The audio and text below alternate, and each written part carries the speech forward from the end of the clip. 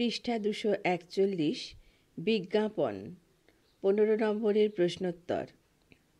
প্রশ্ন 1, বিজ্ঞাপন কাকে বলে? বিজ্ঞাপনের উদ্দেশ্যগুলি কী? সার্থক বিজ্ঞাপন রচনার বৈশিষ্ট্য সম্পর্কে আলোচনা করো।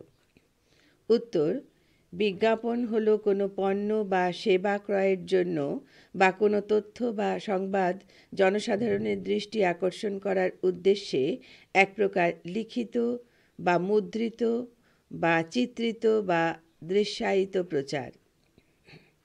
বিজ্ঞাপন পণ্যের বাজার বা চাহিদার সৃষ্টি করে। যত বেশি বিজ্ঞাপন দেয়া যায় তত বেশি পরিমাণ পণ্যের বাজার সৃষ্টি করা সম্ভব হয়। নতুন নতুন বাজার সৃষ্টি করার জন্য বিজ্ঞাপনের প্রয়োজন। বর্তমান যুগ হলো বিজ্ঞাপনের যুগ। আধুনিক প্রতিযোগিতামূলক বাজারে কোনো কিছুর ব্যবসা, শিল্প, শিক্ষামূলক প্রতিষ্ঠান ইত্যাদি সাফল্য নির্ভর করে অনেকখানি বিজ্ঞাপন ও প্রচারের ওপর। সিনক্লেয়ার লুইসের মতে বিজ্ঞাপন হলো এক মূল্যবান অর্থনৈতিক উপাদান। পণ্য বিক্রয়ের এটিই হলো সহজতম উপায়। N.H. বর্ডেন বলেছেন, বিজ্ঞাপন বলতে সেই সব কাজকর্মকে বোঝায় যাদের মাধ্যমে কতকগুলি মৌলিক দ্রষ্টব্য বাণী জনসাধারণের সামনে তুলে ধরা যায়, যার ফলে তারা প্রয়োজনীয় তথ্য জানতে পারেন এবং পণ্য সামগ্রী কিনতে, নির্দিষ্ট কাজ করতে বা কোনো ধারণা, কোনো ব্যক্তি বা প্রতিষ্ঠানের প্রতি অনুকূল মনোভাব পোষণ করতে প্রভাবিত হন। বিজ্ঞাপনের মূল উদ্দেশ্য হল বিজ্ঞাপিত বস্তু বা বিষয় সম্পর্কে জনসাধারণকে ভালোভাবে ওয়াকিবহাল করা এবং সেই বিষয় বা বস্তু সম্পর্কে একটি ধারণা তৈরি করা।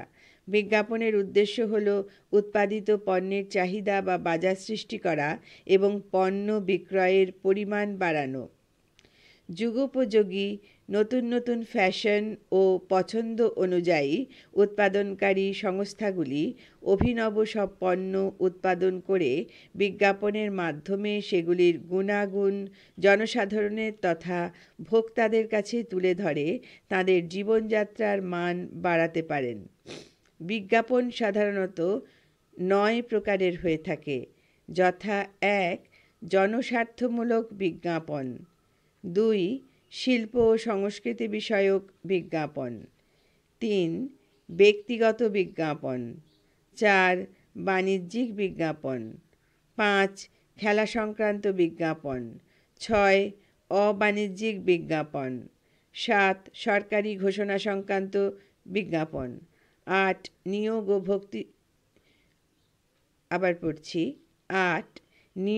ও ভর্তি সংক্রান্ত বিজ্ঞাপন। 9. টেন্ডার অর্থাৎ মূল্য জ্ঞাপন পত্র দাখিল সংক্রান্ত বিজ্ঞাপন।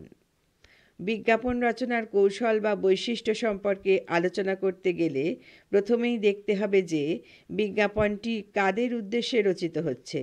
এরপরেই যে প্রশ্ন এসে যায় তা হলো এই উদ্দেশ্য পূরণের লক্ষ্যে কী জাতীয় সংযোগ মাধ্যম প্রয়োজন। তৃতীয়ত, বিজ্ঞাপনের বিষয়বস্তু কী।